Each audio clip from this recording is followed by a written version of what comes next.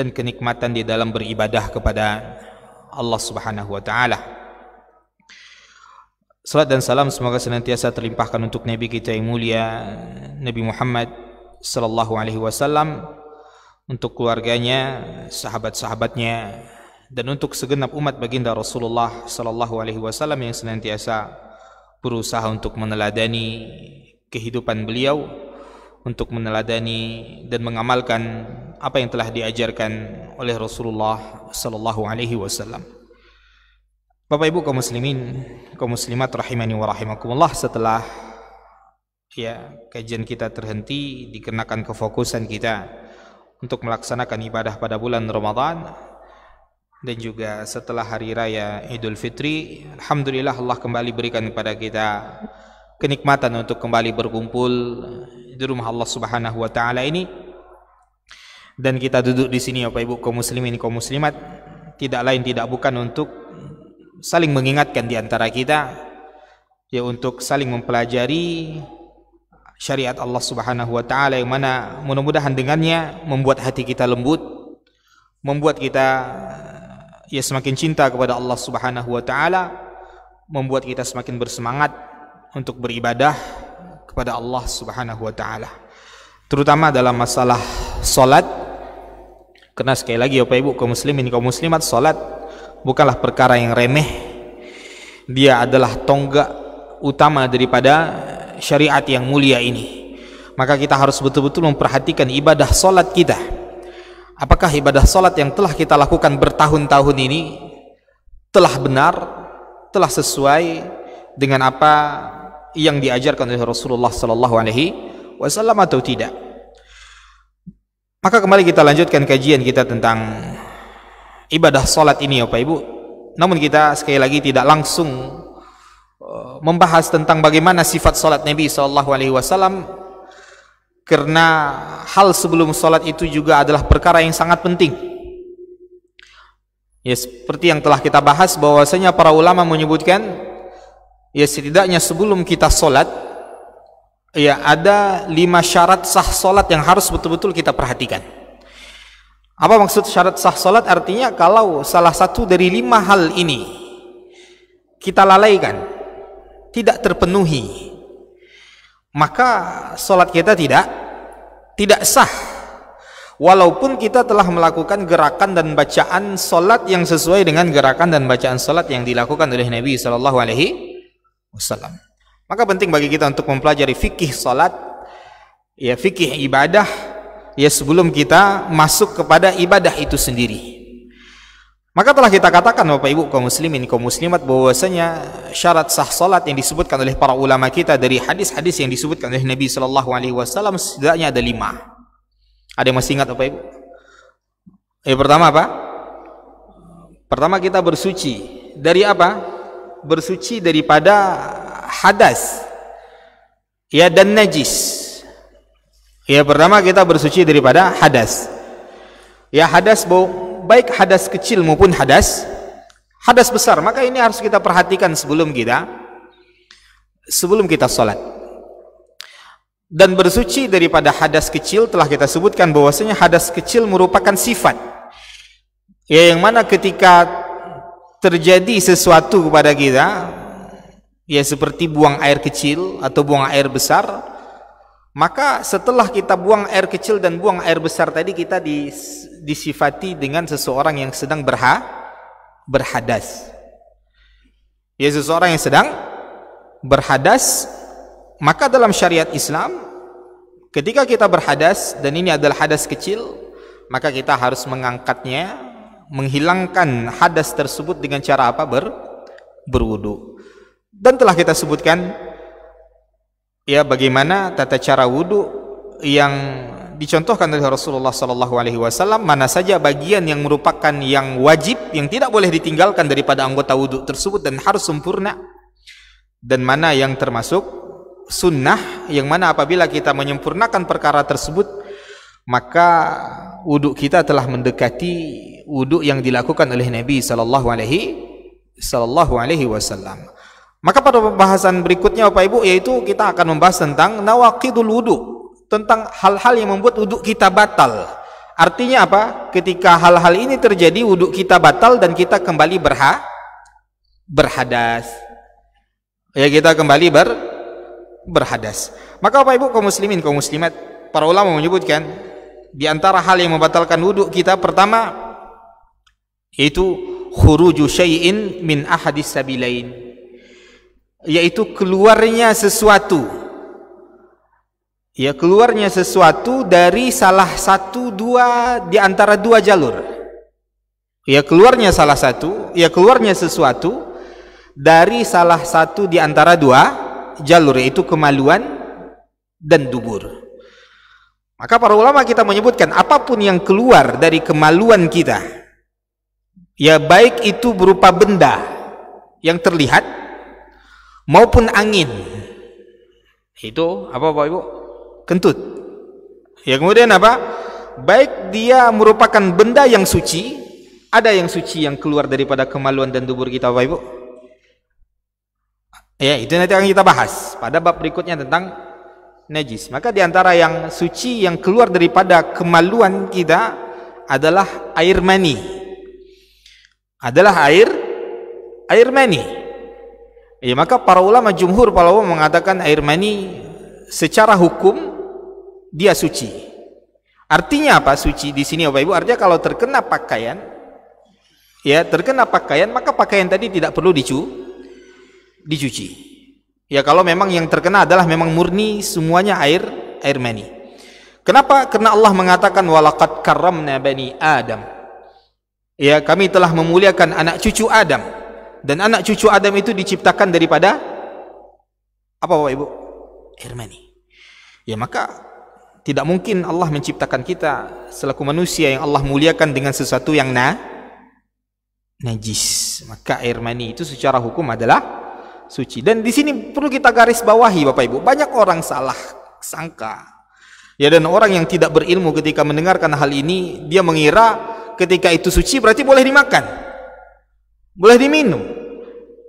Tidak semua yang suci itu boleh dimakan, ini suci dari segi hukum, artinya dari segi disentuh. Apabila terkena tubuh, terkena pakaian, apa hukumnya? Apakah harus dicuci atau tidak? Itu maksud para ulama suci atau najis. Bukan berarti ketika para ulama mengatakan ini suci berarti boleh dimakan, boleh dikonsumsi, waliyazubillah. Maka ini merupakan suatu hal yang keluar dari lisan seseorang yang tidak berilmu atau yang bertujuan untuk mengolok-olok syariat Allah Subhanahu wa taala. Maka ini tidak dibenarkan Bapak Ibu. Ya, jangan sampai kita mengucapkan sesuatu yang kita tidak mengerti. Wala taqfu ma laysa laka bihi ilm, innas sam'a wal basara wal fuada kullu ulaika kana anhu mas'ula. Allah katakan, memperingatkan kepada kita, jangan pernah kita mengucapkan sesuatu yang kita tidak mengerti. Ya, sesuatu yang kita tidak mengerti. Ya, karena sesungguhnya pendengaran kita, ya, dan penglihatan kita, inna sam'a wal basar wal fuad, dan hati kita, semua anggota tubuh kita ini semuanya akan dimintai pertanggungjawaban oleh Allah Subhanahu wa taala. Maka nanti juga kalau kita berbicara fikih di sini Bapak Ibu, maka tidak terlepas daripada perbedaan pendapat daripada para ulama. Nanti kita ketika akan membahas benda-benda yang najis, di antara para ulama ada yang mengatakan, di antara Imam Ahmad, ya, beliau mengatakan apa? Hewan-hewan yang dagingnya halal dimakan. Ya, hewan-hewan yang dagingnya halal dimakan, maka kotorannya tidak najis. Itu kata Imam Ahmad. Maka ketika kita mendengarkan ini, tidak boleh kita katakan kalau gitu makanlah tai ayam tuh gitu. Ini lantang, kurang ajar kepada para ulama Bapak Ibu. Karena yang mengatakan bukan orang sembarangan. Sekelas Imam Ahmad ibn Hanbal rahimahullahu taala. Maksud beliau najis suci maksudnya apa? Artinya kalau seandainya terkena tai, dalam pendapat beliau, ini pendapat beliau itu Imam Ahmad. Artinya kalau seseorang terinjak kotoran ayam atau di pakaiannya ya ada kotoran burung, apakah wajib dia bersihkan? Maka dalam mazhab Imam Ahmad tidak wajib dibersihkan karena suci. Ya Bapak Ibu, sekali lagi kita ulang, ya, semua yang najis itu kotor, namun tidak semua yang kotor itu najis. Ya, tidak semua yang kotor itu najis. Bisa di sini harus kita pahami Bapak Ibu, tidak semua yang kotor itu najis. Najis ini hukum.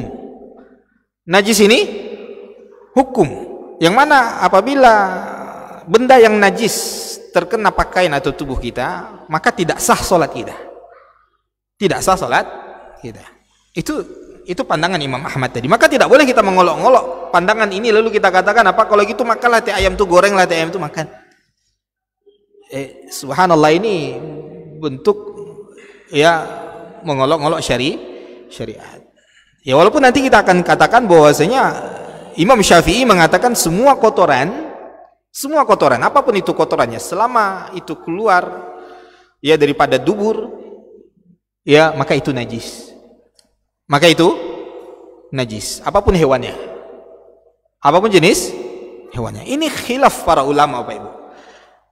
Dan kita yang tidak mengerti khilaf, perbedaan pendapat para ulama, jangan lancang ya mentang-mentang kita misalkan bermazhabkan Syafi'i lalu kita mengolok-olok seperti mazhab Imam Ahmad tadi yang mengatakan kotoran hewan yang daging yang boleh dimakan itu tidak najis, kalau itu makanlah kotoran tadi. Subhanallah, ini suatu ya kelancangan dari kita.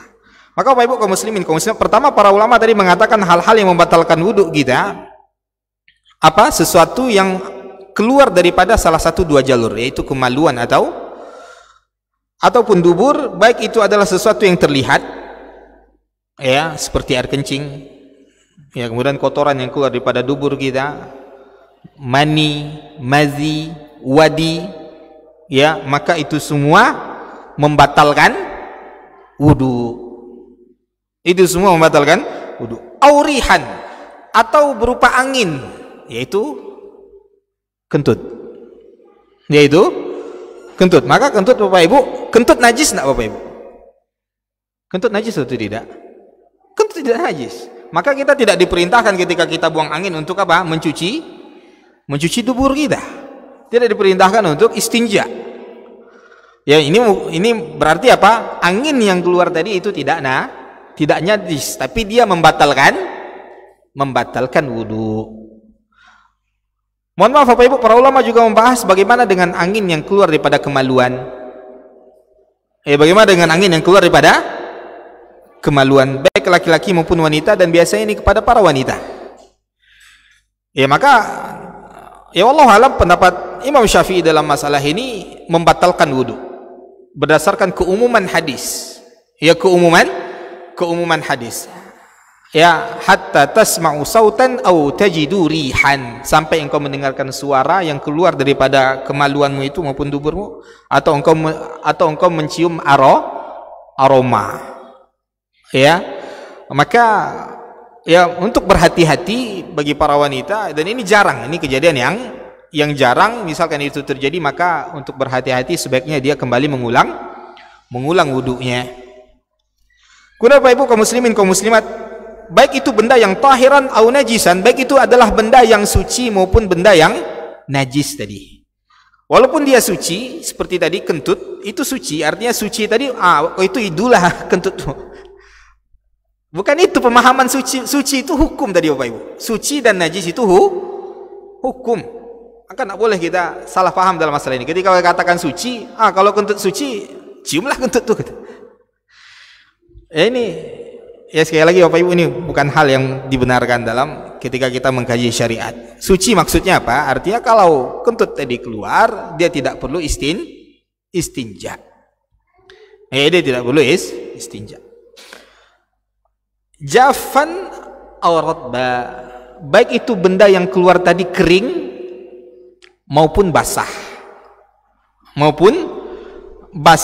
Maka dia membatalkan wudu. Mu'tadan aw ghairu mu'tad, baik dia sesuatu yang memang normal keluar atau sesuatu yang tidak normal keluar. Ada sesuatu yang tidak normal keluar daripada kemaluan dan dubur kita Pak Ibu?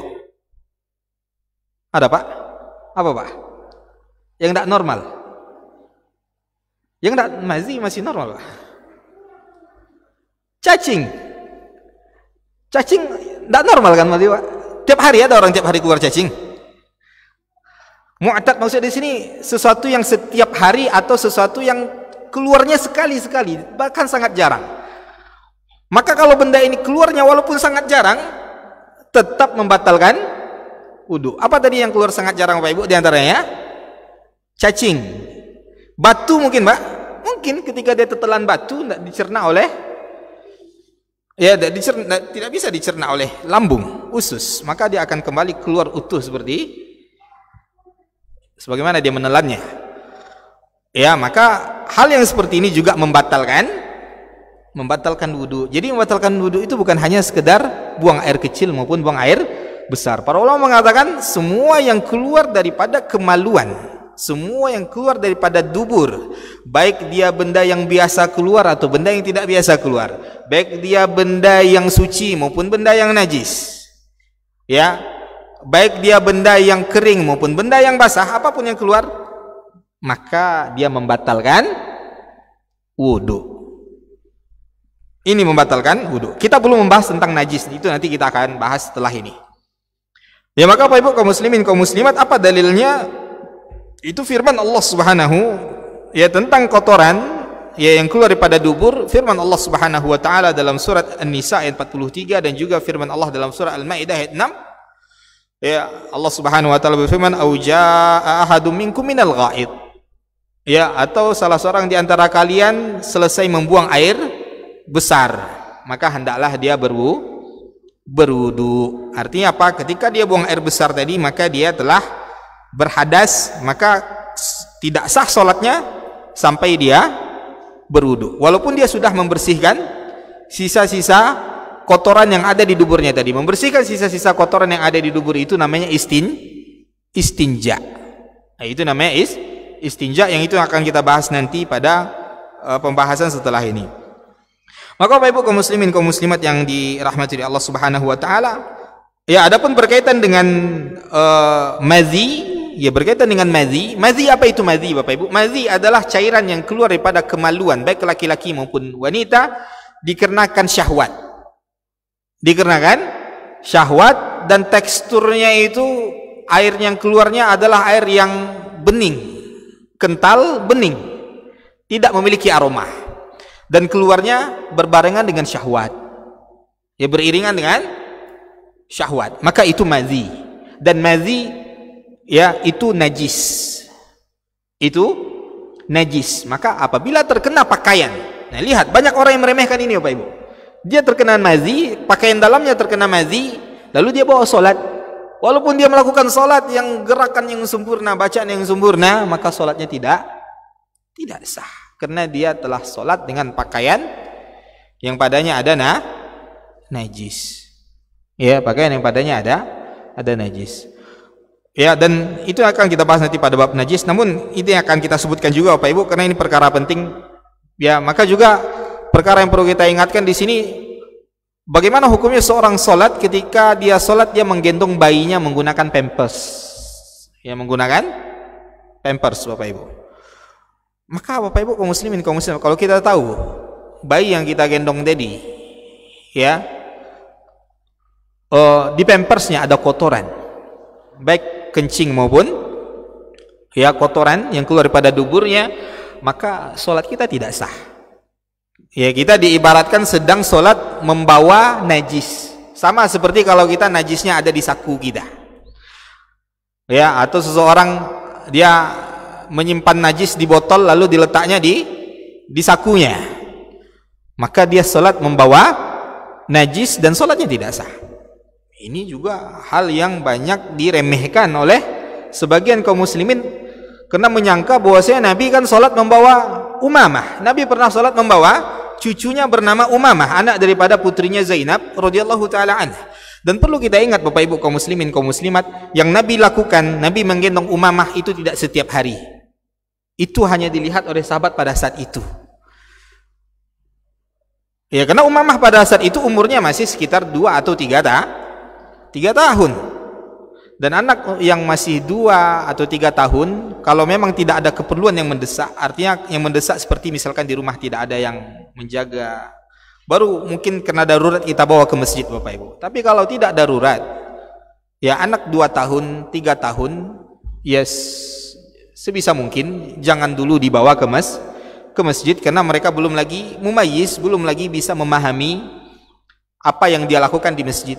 Karena bisa jadi dia akan menyebarkan najis-najis tadi ya di masjid ya, sehingga mengotori tempat sholat kaum muslimin. Maka Umamah tersebut yang digendong oleh Nabi Shallallahu Alaihi Wasallam itu tidak setiap hari, Bapak Ibu. Dan pada saat itu Umamah dalam keadaan suci, makanya digendong oleh Nabi Shallallahu Alaihi Wasallam.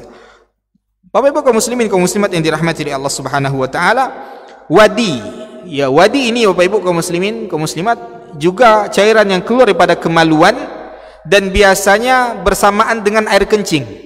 Itu biasanya karena orang angkat berat atau kecapean Bapak Ibu, maka akan keluar wadi. Ya, wadi. Atau ketika dia BAB-nya keras. Ya, BAB-nya keras, maka dari kemaluannya biasanya keluar wadi. Dan apa itu wadi? Wadi ya cairan yang keluar berwarna keruh, kental, keruh, dan tidak memiliki aroma.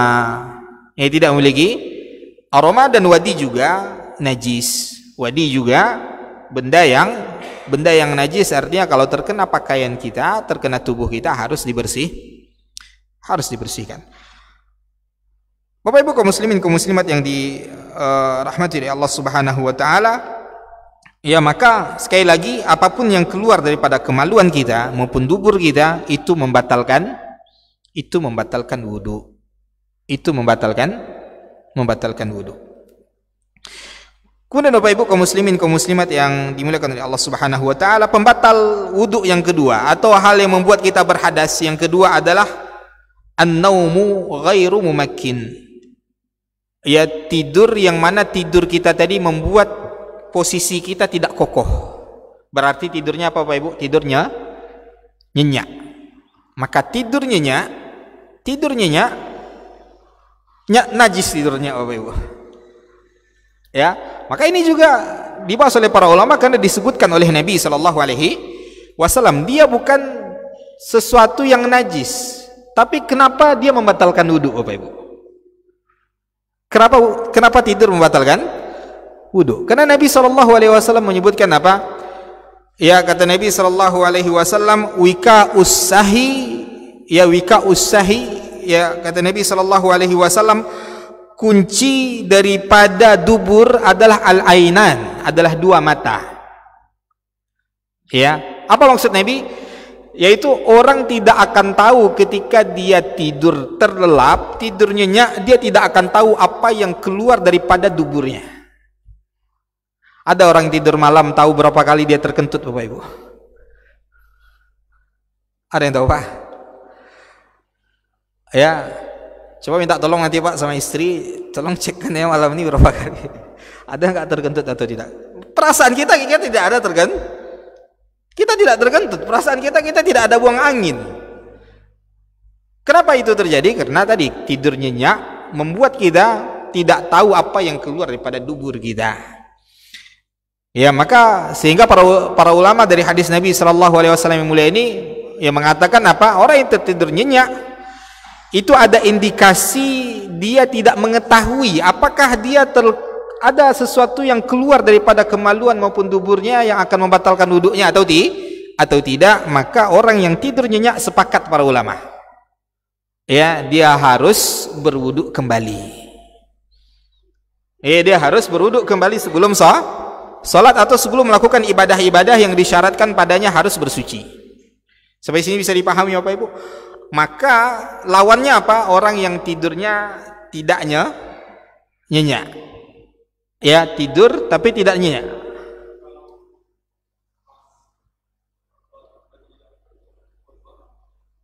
Ya, ini masih lanjut, Pak. Ini masih lanjut. Ya, maka orang yang tidurnya tidak nyenyak, ya, orang tidurnya tidak nyenyak, maka itu tidak membatalkan wudu.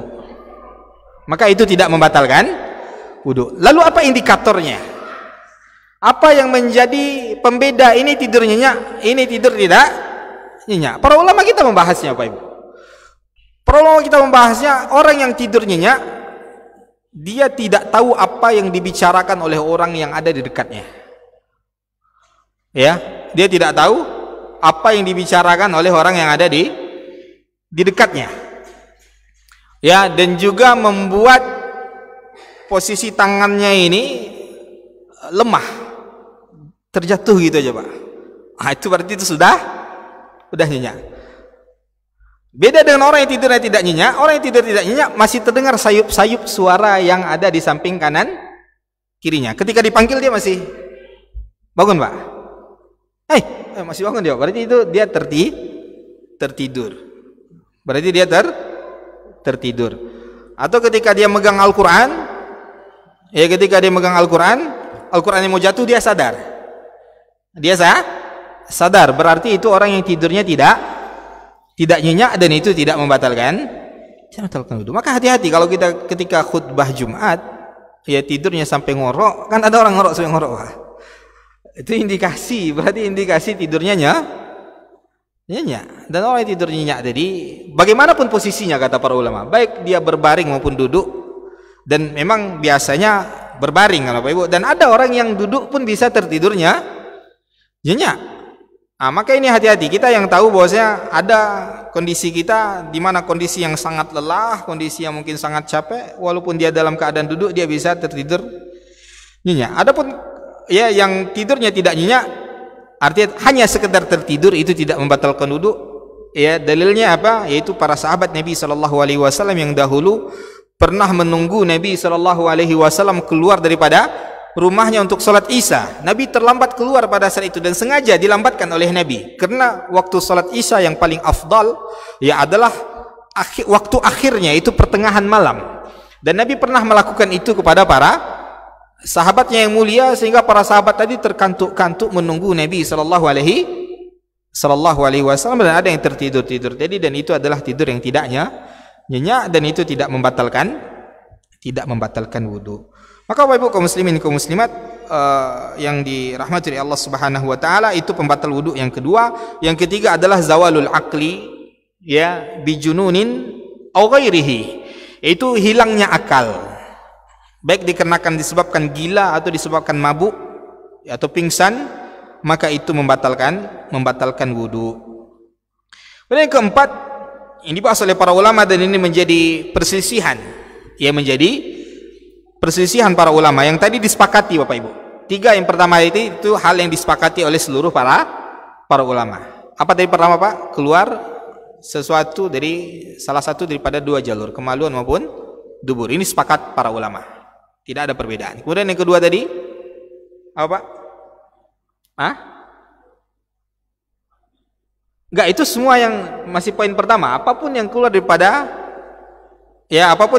kemaluan dan dubur, mani, madhi, air kencing, wadi, apapun itu membatalkan wudu. Maka yang kedua tadi kita katakan tidur nyenyak.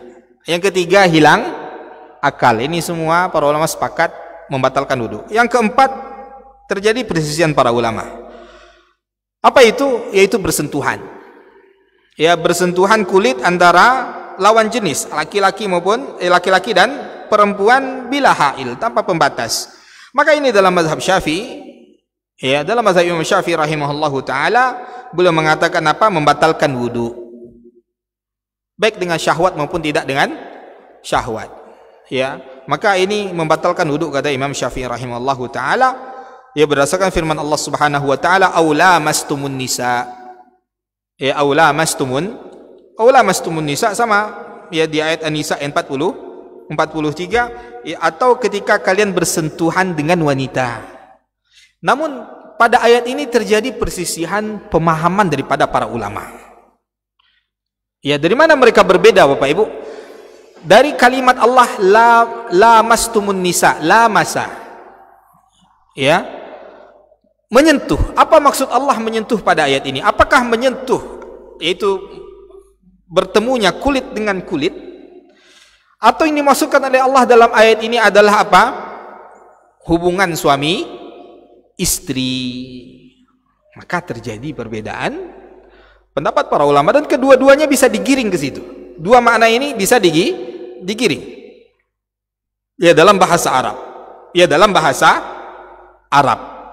Maka Bapak Ibu kaum muslimin kaum muslimat rahimani wa rahimakumullah, terjadi perbedaan pendapat daripada para ulama di sini. Namun wallahu alam, ya Syekhul Islam Ibnu Taimiyah rahimahullahu taala yang menguatkan pendapat bahwasanya ini tidak membatalkan wudu. Yang dimaksudkan oleh Allah Subhanahu wa taala dalam ayat ini adalah apa? Hubungan suami istri. Ya, hubungan suami istri, karena kalau ayat ini dibawa ke makna hubungan suami istri, ya maka lengkaplah ayat itu menyebutkan tentang bagaimana cara bersuci ya daripada hadas kecil maupun hadas besar. Hadas kecil maupun hadas. Ala kulli hal, bagaimanapun itu Bapak Ibu, ini adalah persisian daripada para ulama. Kita tidak boleh mencela orang yang memegang pendapat daripada Imam Syafi'i tadi, karena mereka juga berargumen, mereka juga membawa hadis-hadis yang lain ya dalam hal ini, dan ini adalah pembahasan yang sangat panjang dan tidak kita bahas pada majelis ini Bapak Ibu. Namun ya bagaimanapun itu tidak boleh saling mencela, karena ini yang disebutkan oleh para ulama kita. Ya, dan tidak boleh kita pindah-pindah Bapak Ibu. Artinya terkadang kita mau ini batal, pas tersentuh ini batal, oh ini tidak batal aja lah, ini batal, ini tidak batal aja, tidak boleh Bapak Ibu. Ketika Bapak Ibu sudah sebagai orang awam, ya kita sebagai orang awam, ketika kita mengikuti mazhab Imam Syafi'i dalam masalah ini, ya bersentuhan membatalkan wudu, maka lanjutkan sampai kita belajar lebih dalam, lalu kita tahu ternyata ini pendapat yang tidak begitu kuat, ya sehingga kita melihat yang kuatnya adalah ternyata pendapat Imam Abu Hanifah dalam masalah ini, atau seperti Syekhul Islam Ibnu Taimiyah tadi mengatakan apa? Tidak membatalkan wudu, yang dimaksudkannya adalah apa? Hubungan suami istri. Maka ketika itu telah kita dapatkan dengan ilmu, maka tidak boleh kita pindah-pindah tadi Bapak Ibu. Ya, kita pegang apa yang sudah kita ikutkan tadi sebagai orang awam. Ya, kemudian Bapak Ibu kaum muslimin kaum muslimat yang dirahmati oleh Allah Subhanahu wa taala, yang kelima yang membatalkan wudu ya adalah menyentuh kemaluan. Dan lagi-lagi ini juga terjadi perbedaan pendapat daripada para ulama kita. Namun untuk kehati-hatian, ya ketika kita menyentuh kemaluan kita maupun kemaluan orang lain, mungkin Pak menyentuh kemaluan orang lain? Mungkin anak, ya anak kita yang kita sudah wudu, lalu kita anak tadi BAB dan dia belum bisa istinja sendiri, maka dalam masalah ini ya Rasulullah SAW mengatakan, ya man massa dzakarahu fala yusalli hatta yatawadda. Barang siapa yang menyentuh kemaluannya, maka jangan dia salat sampai dia berwudu. Artinya apa? Di sini Nabi SAW menyebutkan bahwasanya menyentuh kemaluan itu membatalkan wudu. Itu membatalkan wudu. Walaupun nanti seperti yang kita katakan tadi ada persisian para ulama di sini, ada yang mengatakan tidak membatalkan wudu. Nah, ini panjang, kalau ini dibahas di orang awam Bapak Ibu akan membingungkan. Ya, maka manapun yang kita pegang tadi, maka itu yang kita amalkan, ya karena kita sebagai orang awam kita mengikuti apa yang sudah difatwakan oleh para ulama kita misalkan. Ya dalam masalah ini misalkan kita dalam Indonesia bermazhabkan dengan mazhab Imam Syafi'i rahimahullahu taala, dan di sini Imam Syafi'i mengatakan itu membatalkan wudu, maka boleh kita memegang itu karena kita tidak memiliki ilmu tentang hal ini. Ya kita tidak memiliki ilmu tentang hal itu, karena Imam Syafi'i juga berdalilkan dengan hadis Nabi sallallahu alaihi wasallam, man massa dzakarahu fala yusalli hatta yatawadda. Barang siapa yang menyentuh ya kemaluannya, maka janganlah dia salat sampai dia berwudu. Kenapa terjadi persisian Bapak Ibu? Karena ada hadis lain. Ketika datang sahabat lain bertanya kepada Nabi, wahai Rasulullah, ya aku telah berwudu lalu aku memegang kemaluan, apakah aku harus mengulang wuduku? Maka apa kata Nabi sallallahu alaihi wasallam? Innama huwa bid'atun mink, hiya bid'atun minka. Ya kata Nabi sallallahu alaihi wasallam, kemaluanmu itu hanya salah satu daripada anggota tubuhmu. Apa maknanya? Artinya tidak membatalkan wudu. Jadi mana yang benar Bapak Ibu? Hadisnya sama-sama sahih dari Nabi sallallahu alaihi wasallam. Maka di sini terjadi tadi pembahasan ilmiah daripada para ulama kita. Ya namun wallahu alam ini dalam mazhab Imam Syafi'i rahimahullahu taala, ya dan juga para ulama yang lainnya, mereka memandang bahwasanya menyentuh kemaluan membatalkan wudu. Maka untuk kehati-hatian dari Bapak Ibu, ya maka hendaklah kita ketika menyentuh kemaluan, baik kemaluan kita maupun kemaluan anak kita, ya hendaklah kita berwudu untuk menjaga. Tentu yang lebih berhati-hati dalam masalah ini adalah dia mengulang wudunya, karena terjadi persisian pendapat para ulama dalam masalah ini tadi. Maka itu Bapak Ibu kaum muslimin kaum muslimat yang dirahmati oleh Allah Subhanahu wa taala, hal-hal yang berkaitan dengan pembatal-pembatal wudu. Maka tidak boleh kita mengatakan wudu seseorang batal atau seseorang berhadas kecil maupun berhadas besar kecuali dengan dalil. Apa dalilnya kita mengatakan wudu orang tadi batal? Maka dari hal ini Bapak Ibu, tidak boleh kita mengatakan orang makan, dia telah berwudu lalu makan, lalu wudunya batal. Ini salah faham Bapak Ibu. Makan tidak membatalkan wudu. Ada satu hal yang dibahas oleh para ulama, makan sesuatu yang membatalkan wudu, yaitu makan daging onta. Dalam mazhab Imam Ahmad, makan daging onta itu membatalkan wudu. Ya, namun secara umum makan itu tidak membatalkan wudu Bapak Ibu. Itu tidak membatalkan wudu. Maka ketika kita telah berwudu lalu kita makan, yang tak boleh itu Bapak Ibu, makanannya disisakannya di mulutnya lalu dia sholat, lalu ketika dia sholat dia makan sisanya tadi.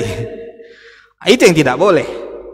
Itu yang membatalkan sholatnya, bukan membatalkan wudunya, tapi membatalkan sholatnya, karena dia sholat sambil makan.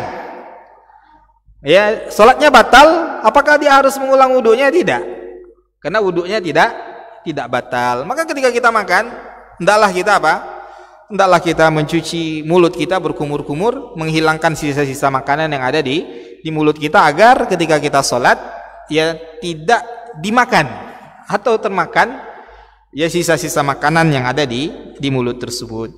Kemudian Bapak Ibu, pembahasan berikutnya dibahas oleh para ulama, apa yang dilarang. Ya, hal-hal apa saja yang dilarang ketika seseorang berhadas kecil. Ya, maka dalam syariat kita ada hal-hal yang dilarang ketika seseorang sedang berhadas kecil. Ya, sedang berhadas kecil yang kita sebutkan tadi. Kalau hal-hal tadi terjadi, maka Bapak Ibu, pertama kita tidak boleh sholat.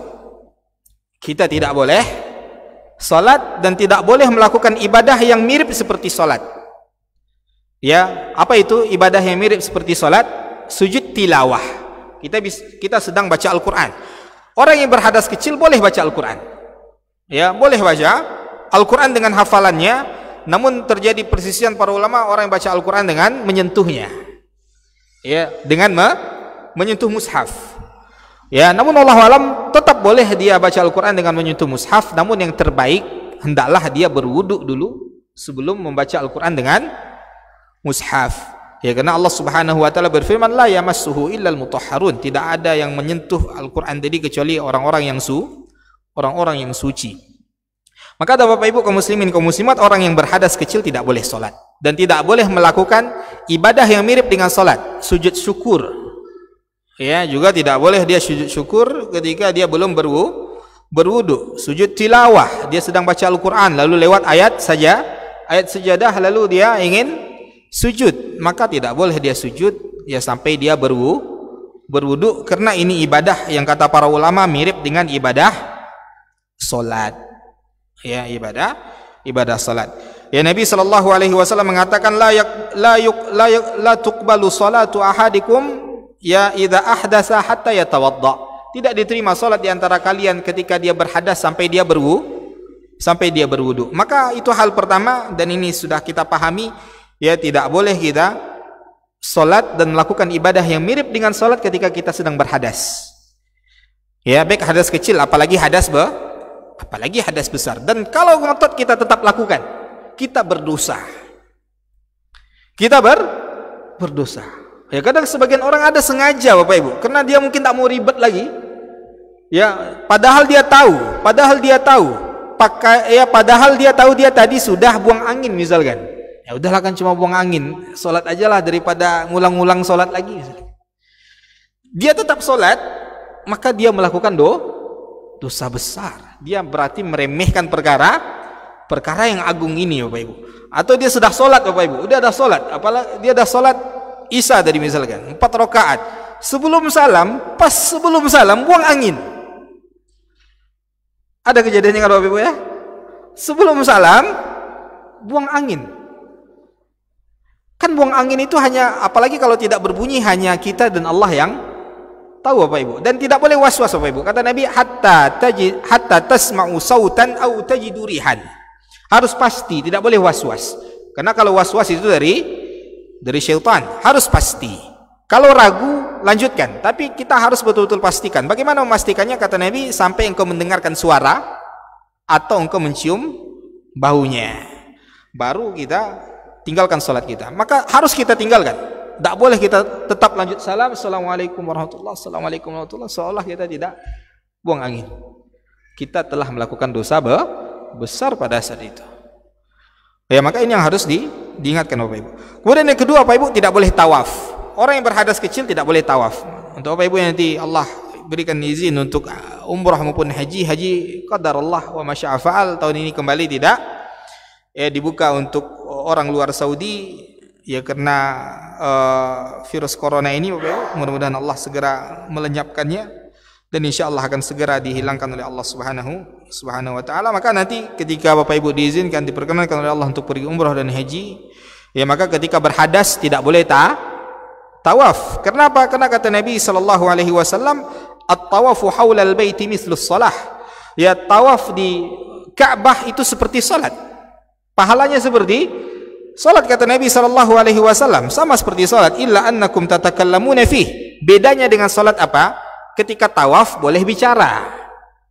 Ketika tawaf boleh bicara, ketika salat tidak boleh berbicara. Maka kalau kalian berbicara ketika tawaf, kata Nabi SAW, fala yatakallamna illa khair. Ya, maka tidak boleh dia berbicara kecuali ucapan kebaikan, karena dia sedang tawaf. Ya, sedang tawaf. Maka tawaf itu tidak boleh kita menggibah. Ya. Bisa terjadi gibah ketika tawaf, Bapak Ibu? Bisa. Ya, lihat orang sebelah ya yang penampilannya sangat beda dengan kita, ya lalu kita menghina fisiknya atau mentertawakannya padahal kita sedang tawaf. Maka ketika tawaf, Bapak Ibu, tidak boleh ya, tidak boleh ketika kita berhadas tidak boleh tawaf. Kemudian yang ketiga, Bapak Ibu, yang tidak boleh dilakukan ketika kita berhadas kecil adalah ya hamlul mushaf, adalah memegang mushaf tadi. Maka sebaiknya dihindari. Ya, sebaiknya dihindari. Ya, karena yang kita baca itu, yang kita pegang itu ya bukan bacaan biasa, karena dia adalah kalamullah yang betul-betul harus kita agungkan dan harus kita muliakan dan harus kita bedakan ya cara membacanya dengan cara membawanya, cara memegangnya dengan buku-buku yang lain, karena dia bukan buku, dia adalah mushaf yang berisi kalamullah. Kemudian Bapak Ibu kaum muslimin, kaum muslimat yang dirahmati oleh Allah, itu hal-hal yang harus kita hindari. Ya, 3 hal ini yang harus kita hindari ketika kita berhadas kecil. Berzikir boleh, berzikir boleh. Membaca Al-Quran dengan hafalan kita boleh, boleh. Ya, maka Bapak Ibu, hanya 3 hal ini yang dilarang oleh Nabi SAW: salat, tawaf, kemudian apa? Memegang mushaf. Ya, maka sebaiknya kita hindari memegang mushaf ketika kita sedang berhadas kecil itu tadi, Bapak Ibu. Tapi kalau kita mau pegang juga, insya Allah tidak berdosa, namun kurang adabnya. Ya, kurang adabnya. Itu berkaitan dengan hadas kecil. Berikutnya Bapak Ibu, berkaitan dengan hadas besar. Maka hadas besar ini cara mengangkatnya adalah dengan mandi. Adalah dengan mandi. Apa saja hal-hal yang menyebabkan kita wajib untuk mandi? Ya, sehingga ketika kita berhadas besar kita harus mandi wajib bahasa kita, Bapak Ibu, ya, mandi junub. Dan mandi junub itu, Bapak Ibu, berbeda dengan mandi biasa. Ya, bedanya di mana? Di niat. Beda di niat. Ya, maka ketika kita mandi, ketika kita sudah berhadas besar lalu kita mandi, di hati kita tidak niatkan itu untuk mengangkat hadas besar kita tadi, maka itu terhitung mandi biasa. Maka apa saja hal-hal yang menyebabkan kita wajib untuk mandi? Yang pertama adalah hubungan suami istri, al-jima'. Ya, hubungan suami istri, Bapak Ibu, baik keluar air maninya maupun tidak, ketika telah bertemu ya 2 kemaluan ini, maka wajib baginya untuk mandi. Ya, wajib baginya untuk mandi. Dan ini hal yang sudah kita ketahui bersama. Kemudian yang kedua, Bapak Ibu, keluarnya mani. Ya, keluarnya mani. Ya, maka keluarnya mani juga menyebabkan kita wajib untuk mandi. Ya, wajib untuk mandi. Kemudian yang ketiga, ya kita persingkat saja Bapak Ibu kaum muslimin kaum muslimat dirahmati Allah, yang ketiga adalah kematian, al-maut. Maka orang yang mati, muslim yang mati, wajib untuknya untuk dimandikan, dan itu haknya. Hak yang harus dia dapatkan dari kita selaku kaum muslimin yang ada di dekatnya. Maka ini tiga hal yang menyebabkan seseorang wajib mandi khusus untuk laki-laki. Ini khusus untuk laki-laki. Untuk khusus untuk perempuan apa? Khusus untuk perempuan yang pertama adalah haid. Ya, selesai daripada haidnya, maka sebelum sholat dia wajib bersuci. Ya, dan ini juga perlu kita ingatkan Bapak Ibu, banyak ya kasusnya para wanita suci di siang hari, baru mandi nanti ketika sore. Ini juga kesalahan besar, kesalahan fatal Bapak Ibu. Kenapa? Karena ketika dia sudah suci, dalam artian darah haidnya sudah berhenti di jam 2 siang misalkan, maka pada jam 2 siang tadi darah haidnya sudah berhenti, maka zimmah, kewajiban dia untuk sholat kembali. Ya, kembali Allah bebankan kepadanya, dan tidak ada alasan baginya untuk menunda-nundanya, baru mandi nanti ketika mandi sekalian mandi sore. Berarti dia telah meninggalkan sholat zuhur, sholat asar secara sengaja. Mudah-mudahan kebanyakan yang melakukan ini karena ketidaktahuannya. Ya, maka setelah mengetahui hal ini, peringatkan wanita-wanita kita di rumah Bapak Ibu kaum muslimin kaum muslimat, ketika mereka sudah suci di siang hari, jangan tunda-tunda mandi wajibnya ya sampai di sore hari, karena ketika sudah berhenti darah haidnya pada ketika itu, ketika masih ada waktu sholat, walaupun dapat 1 rakaat, ya artinya apa? Waktu asar akan masuk nih Bapak Ibu. Ya, hanya sisa 5 menit dia suci, maka pada saat itu ya masih ada kewajiban pada dirinya untuk melakukan salat zuhur, ya, dan juga setelahnya salat asar. Kemudian yang kedua Bapak Ibu yang khusus untuk wanita adalah an-nifas. Ya, maka ketika wanita selesai nifas, maka wajib baginya untuk mandi. Kemudian yang ketiga apa? Wiladah, melahirkan. Apa beda nifas yang kedua dengan wiladah ini Bapak Ibu? Wiladah ini kan bisa jadi nanti wanita ketika hamil keguguran. Ya, keguguran, dan bisa jadi tidak keluar darah yang banyak, maka keguguran juga wajib baginya untuk mandi. Ya, ini hal-hal yang wajib membuat kita untuk wajib mandi Bapak Ibu. Maka kalau sudah mandi wajib Bapak Ibu, maka mandi wajib ini menutupi hadas kecil, maka tidak perlu lagi dia berwudu setelah mandi wajib. Adapun kalau dia tidak berhadas lalu dia mandi, ya, walau dia mandi, ya dia niatkan itu mandi wajib, tidak bisa. Setelah itu dia tidak berwudu, itu tidak sah. Artinya itu tidak mengangkat hadas kecilnya. Ya, maka kalau hadas besar terangkat, otomatis hadas kecil terangkat, maka ketika seseorang telah melakukan mandi wajib, maka tidak perlu lagi berwudu, apalagi kalau dia mandi wajib yang sempurna. Artinya dia berwudu dulu, ya, sebelum dia membasahi semua anggota tubuhnya. Ya, walaupun setelah itu dia memegang kemaluannya, ya tidak perlu lagi setelah mandi tadi dia mengulang wudunya. Kenapa? Karena ketika hadas besar sudah terangkat, maka hadas kecil otomatis terangkat, maka tidak perlu lagi dia berwudu. Tapi kalau mandi sore biasa Pak, mandi pagi biasa, setelah itu dia tidak wudu langsung sholat, itu tidak mengangkat hadas kecilnya. Paham Bapak Ibu? Ini hal yang harus kita perhatikan dalam hal ini. Baik, dah masuk waktu Pak. Ada pertanyaan Pak? Bu? Insyaallah jelas Pak ya dalam masalah ini ya. Ini insyaallah kita usahakan sesingkat mungkin ya, agar kita bisa sampai langsung ke ibadah salat kita. Namun tidak juga perlu kita buru-burukan, karena ini juga perkara penting yang mungkin kita sudah lupa atau mungkin kita sudah melalaikannya, maka perlu kembali kita ingatkan, karena ini berkaitan dengan syarat sah atau tidaknya salat kita.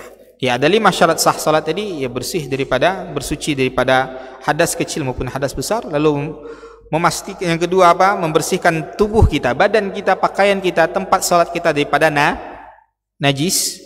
Ya, kemudian yang ketiga apa? Menutup aurat. Ya, maka kita harus tahu mana batasan aurat yang wajib ditutup bagi laki-laki maupun wanita ketika salat. Kemudian apa? Kemudian masuknya waktu, dah masuk waktu baru kita salat menghadap kiblat. Ya, ketika sudah salat menghadap kiblat baru setelah itu kita membahas tentang salat, bagaimana takbirnya, takbiratul ihramnya sampai salam. Begitulah para ulama kita menyusun hal-hal yang wajib kita ketahui sebelum kita salat. Wallahu a'lam. Bapak Ibu, kita cukupkan sampai sini karena waktu Isya telah masuk. Ya, mudah-mudahan yang sedikit ini ya bisa menambah ilmu kita ya, dan bisa kita amalkan dan tidak boleh kita remehkan, apalagi ini berkaitan dengan ibadah salat kita. Wallahu a'lam. Subhanakallahumma bihamdika asyhadu an la ilaha illa anta astaghfiruka wa atubu ilaik. Sallallahu ala nabiyyina Muhammad wa ala alihi wa ashabihi wasallam. Assalamualaikum warahmatullahi wabarakatuh.